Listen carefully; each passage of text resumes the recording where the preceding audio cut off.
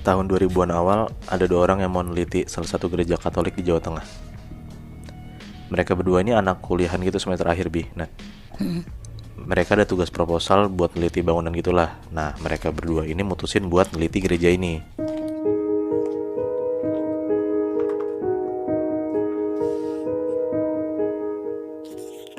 Karena mereka emang tertarik banget buat neliti bangunan-bangunan tua yang vibes-nya kayak vibes luar negeri gitulah. Berarti anak-anak jurusan arsitektur gitu, Moy? Iya, benar. Oke. Dua orang ini kita manggilnya Andi sama Dimas aja. Oke. Dimas ini kebetulan emang orang Kristen, jadi Andi bisa nggak buta-buta banget lah buat ngerjain tugas ini. Karena kalau misalnya dia bingung bisa nanya ke Dimas kan. Dan Andi ini orang Islam. Karena mereka berdua harus neliti gereja ini secara detail, mereka mau nggak mau harus datang ke gereja ini pas sepi biar bisa foto-foto dan bisa neliti bangunan luar dalamnya kan. Di hari Kamis siang mereka datang tuh ke gereja itu dan ketemulah sama penjaga gerejanya. Penjaga gerejanya namanya Pak Anto. Pak Anto nanya sama mereka, mau ngapain kok harus nyari waktu pas gereja kosong. Dimas sama Andi bilang lah, kalau misalnya tuh mereka ada tugas proposal buat neliti bangunan. Nah, mereka milih untuk neliti gereja ini. Dan sebenarnya penelitian ini harus dikumpulin proposalnya besok, hari Jumat. Makanya Dimas sama Andi tuh harus banget kerjaan tugasnya di hari Kamis ini mau gak mau kan. Pak Anto bilang, ya besok aja mas, Jumat pagi datang lagi. Ini gereja kosong kalau malam dan pagi doang. Kalau malam udah ditutup soalnya mas buat umum. Dimas dan Andi mohon-mohon banget tuh ke Pak Anto buat dikasih waktu setengah jam aja buat foto-foto dan neliti gereja itu kan. Awalnya Pak Anto gak ngizinin, tapi karena mereka berdua mohon-mohon banget, akhirnya Pak Anto mengiyakan lah. Dimas dan Andi dikasih waktu setengah jam buat ngerjain tugas di gereja itu. Pak Anto bilang mereka datang lagi jam 7 malam karena gereja udah kosong jam segitu. Jadi mereka mau gak mau balik lagi dan ke gereja lagi jam 7 malam. Singkat cerita, akhirnya jam 7 malam mereka balik ke gereja itu dan ketemu sama Pak Anto. Pak Anto negesin lagi tuh, kalau misalnya mereka dikasih waktu maksimal jam setengah 8 udah harus keluar dari gereja itu, karena udah tutup gerejanya. Udahlah, Dimas dan Andi langsung makasih banget tuh ke Pak Anto karena dibolehin buat neliti gereja itu kan. Jadi mereka bisa ngerjain dan ngumpulin proposal besok.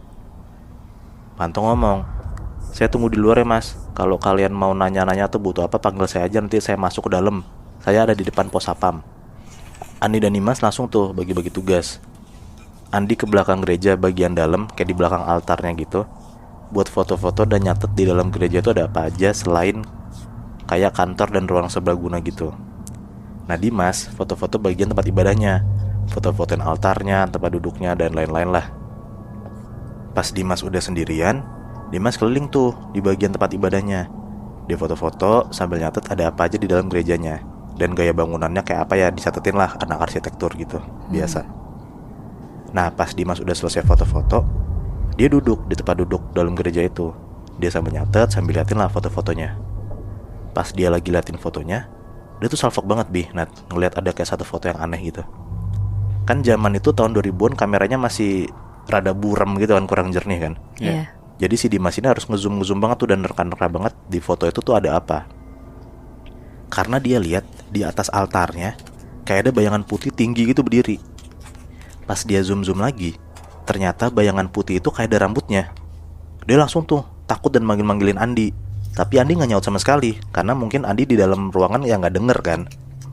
Nah, di waktu yang bersamaan, Andi pas di bagian dalam gereja itu kaget juga, karena dia gak nyangka ternyata di gereja ini tuh luas banget dalamnya. Pas dia masuk ke belakang gereja bagian dalam itu, di depan dia ada lorong panjang gitu. Nah, di sepanjang lorong itu banyak ruangan-ruangan Nat. Di sebelah kanannya Andi tuh ruangannya. Nah, sebelah kirinya dia kayak kaca gitu, jadi bisa kelihatan bagian pekarangan belakang gereja. Kebayang kan? Andi masuk tuh satu-satu ke ruangannya. Pas Andi masuk ke ruangannya satu persatu, dia tuh berasa merinding gitu lah. Mungkin ya karena udah malam dan bagian belakang tuh jarang dipakai aktivitas, jadi ya dia ngerasa kayak hawanya gak enak aja gitu. Dan udah kosong juga kan gerejanya. Iya bener. Iya. Tapi dia tetap tuh lanjut lah buat foto-foto dan nyatetin di bagian dalam belakang gereja tuh ada apa aja isinya. Dia masuk ke ruangan pertama, itu kayak ruangan yang bisa dipakai buat meeting itulah kasarannya. Ada meja panjang, kursi-kursi, dan ada juga peralatan buat misa gitu. Dia foto-foto, dia catat tuh. Keluar dari ruangan 1, dia jalan lagi ke lorong dan masuk ke ruangan 2. Di ruangan 2 ini ternyata kosong. Gak ada apa-apa sama sekali, cuman ada kayak beberapa barang geletak di lantai gitulah. Dia langsung keluar dari ruangan itu, Dan lanjut masuk ke ruangan ketiga. Pas dia masuk ke ruangan ketiga, ternyata gelap, lampunya mati.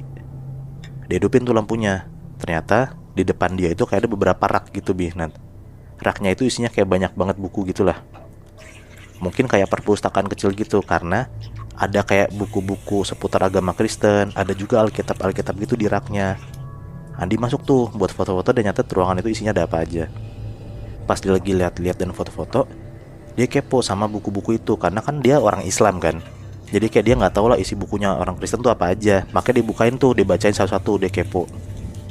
Nah pas dia lagi baca buku itu, dia tuh ngeliat juga di depan dia ada kayak satu buku di ujung rak.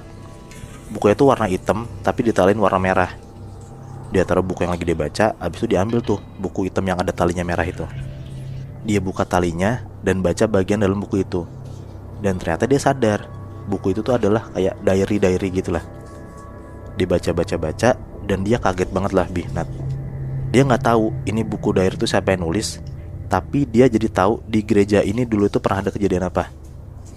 Dia langsung nutup dan naruh bukunya karena dia takut kalau dia tahu makin dalam, dia tuh makin takut gitu loh. Akhirnya dia langsung naruh bukunya, dia langsung nutup pintu dan langsung keluar tuh dari ruangan itu. Andi langsung tuh jalan ke arah luar gereja tempat Dimas foto-foto. Pas Andi lagi jalan di lorong itu, dia tuh berasa dari belakang dia kayak ada yang ngikutin. Pas dia nengok, kosong, gak ada siapa-siapa, cuma dia doang. Tapi lo berasa kan kalau misalnya ada orang jalan di belakang lo juga. Nah itu Andi ngerasain banget kayak gitu. Dia langsung tuh nyempetin jalannya, dan dia tuh refleks nengok ke arah kaca. Sekarang kan kaca di sebelah kanan dia kan, karena dia balik jalan ke arah pintu tadi kan. Pas dia nengok ke arah kaca, dia tuh ngeliat dari pantulan kacanya kayak ada sosok cewek jalan di belakang dia. Ngikutin gitu ya? Ngikutin dia. Dia takut banget dan dia lari tuh langsung keluar ruangan itu. Akhirnya Andi keluar ruangan dan pas banget Dimas juga lagi manggil-manggilin Andi kan tadi gue bilang. Di situ akhirnya mereka ketemu tuh berdua dan mereka langsung tuh nyeritain kejadian yang mereka alamin. Karena mereka berdua tuh tahu ada yang nggak beres, mereka langsung cepet-cepet mau keluar dari gereja itu. Karena pas banget juga jam tuh udah nunjukin jam 7.20. Jadi cuma sisa 10 menit buat mereka riset dan nyatet laporan mereka kan. Pas mereka lagi jalan ke arah pintu keluar gerejanya, Dimas tuh ngeliat di dinding-dinding dan di langit gerejanya kayak ada jejak kaki darah gitu. Dimas langsung tuh ngomong ke Andi.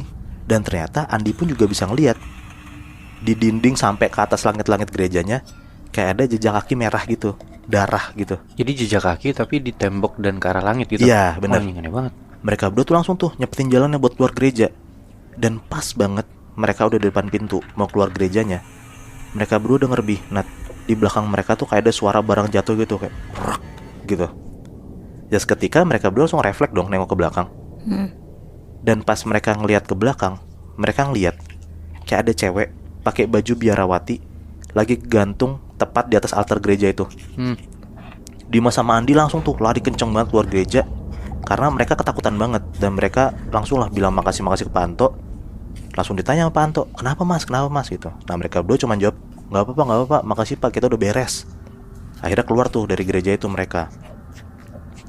Nah yang Andi baca di buku diary yang gue bilang itu, ternyata ada 2 anak kembar dari keluarga terpandang gitu lah, Nat. Jadi 2 anak kembar ini sifatnya bertolak belakang banget. Yang satu baik banget sampai akhirnya memutuskan untuk jadi biarawati, dan satu lagi anak ini begajulan gitu lah. Sampai akhirnya karena yang anak begajulannya udah enak banget sama omongan orang yang ngebanding-bandingin dia sama kembarannya mulu, akhirnya si anak begajulan ini ngebunuh kembarannya.